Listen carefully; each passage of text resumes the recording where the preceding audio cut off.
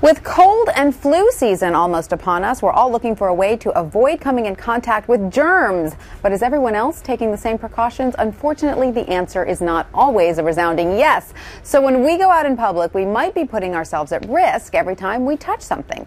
Prevention Magazine has come up with a list of the 7 germiest public places. And joining us to tell us more is health and fitness editor Jenna Bergen. Jenna, thank you so much for joining us today. Thank you for having me. Before we get into your list of the germiest public places, which is a pretty scary list, I might say, the average adult comes into contact with about 30 surfaces per minute. So are we supposed to walk around with a hazmat suit on? Unfortunately, no. I mean, it all comes down to being vigilant about hand washing habits and being careful where you can be. And that's why we came up with this list. Great. All right, well, let's start with the first thing on your list. I guess it's not that surprising. Restaurant menus. It's not like they get cleaned Exactly. that often. I mean, when's the last time you saw your server wiping them down? Yeah. Probably never, unfortunately.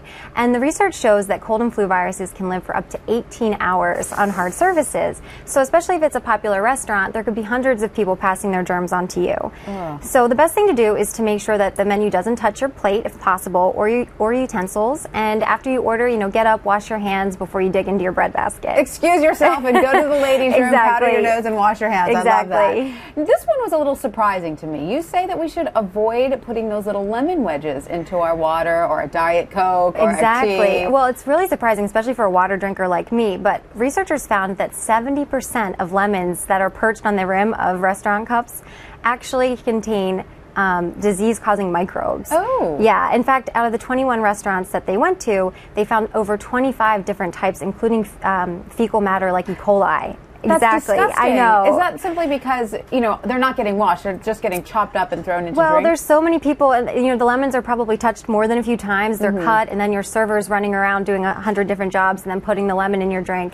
So the best thing to do here is to simply not order your drink with a lemon. Skip it altogether. What about getting the lemon on the side and squeezing it in yourself? You wouldn't recommend even that? I think the lemon could still definitely be carrying something. Okay. I think the best bet is if you want a kick of something, ask your server to add a splash of your favorite juice. So cranberry juice, something like that. Oh, bite of the lemon. I like my Diet Coke with a little bit of lemon. All right, moving on. Now, this one doesn't surprise me. I've known about this one for a while. Those ketchup bottles, the condiment dispensers. Again, this is one area that restaurants are usually not bleaching down. And unfortunately, even if you're vigilant about your hand washing habits, the guy who uses the ketchup before you might not be. So suddenly his germs are on your French fries.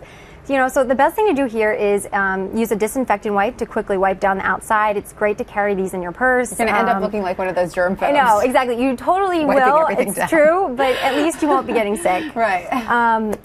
If you can't do that, again, get up, quickly wash your hands before you dig into your food. It's going to be a little bit of a delay, but if you don't get sick, it'll be totally worth it. What about asking your server to bring you a little bit on the side in a cup? Would that help? That's also a good way to avoid touching the bottle, the dirty bottle. Oh, exactly. Gosh. Of course, then the restaurant door handles, both coming in and leaving the bathroom. Right, exactly. Well, especially in the bathrooms, the door handles is such a high traffic area. It's a place that whether someone's washing their hands or not, they're going to touch that on the way out. So the best thing for you is to not touch it at all. Yeah. Use a paper towel to open the door. Again, you may look like a germaphobe, but you'll never see these people again. And if you're the person who doesn't get sick, it's totally worth it. I always, after I wash my hands, I use that same towel yes, I dried my hands with to open the door. Right. You're not even using an extra one, but you're avoiding that contact there, which is really important. And then I guess you also have to worry about the soap dispensers in the bathrooms as well. This I thought was really surprising, but research shows that 25% of the soap dispensers in public restrooms are actually contaminated, again, with fecal bacteria like E. coli, which can really make you sick. It sounds ironic. If you're touching it before you wash your hands, you're washing off whatever contact you've just had, right? Well, hopefully that's the case, but a lot of times people aren't washing their hands as they should. So after you use a soap dispenser, make sure that you're washing with hot soapy water for at least 15 to 20 seconds, about the time it takes to hum "Happy Birthday" twice. Okay, happy birthday twice. I remember that rule of thumb. Now, grocery carts. Oh yes, this is now being a mom, I know why this one is so gross. It's because people sit their kids in the little front part. That's why there's sometimes Well, again, yes, again, it's not, sorry to scare everyone, but 2/3 of grocery cart handles are contaminated again with fecal bacteria like E. coli.